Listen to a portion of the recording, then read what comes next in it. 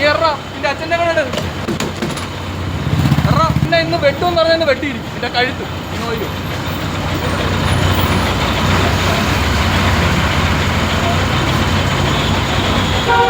Kottarakkara Parippally റൂട്ടിലോടുന്ന KSRTC bus ഡ്രൈവർക്ക് നേരെ സ്വകാര്യ ബസ് ജീവനക്കാരന്റെ കൊലവിളി. KSRTC ഡ്രൈവറെ വെട്ടിക്കൊലപ്പെടുത്തുമെന്ന തരത്തിലാണ് സ്വകാര്യ ബസ് ജീവനക്കാരൻ കൊലവിളി നടത്തിയത്. ചാത്തന്നൂർ ഡിപ്പോയിലെ KSRTC ബസ് ഡ്രൈവർ രാജേഷിന് നേരെയാണ് സ്വകാര്യ ബസ് ജീവനക്കാരൻ കൊലവിളി നടത്തിയത്. മൂൺലൈറ്റ് എന്ന സ്വകാര്യ ബസിന്റെ ഡ്രൈവറായ പൂയപ്പള്ളി സ്വദേശി അനന്തുവാണ് രാജേഷിനെ വെട്ടിക്കൊലപ്പെടുത്തുമെന്ന ഭീഷണി മുഴക്കിയത്. KSRTC ബസിലെ ഡ്രൈവർ സീറ്റിനടുത്ത് വന്ന് അസഭ്യവർഷം നടത്തിയതിനു ശേഷം വെട്ടിക്കൊലപ്പെടുത്തുമെന്നായിരുന്നു അനന്തുവിന്റെ ഭീഷണി. അനന്തു ഭീഷണിപ്പെടുത്തുന്നതിന്റെ വീഡിയോയും പുറത്തു വന്നിട്ടുണ്ട്. കഴിഞ്ഞ ദിവസമാണ് സംഭവം നടക്കുന്നത്.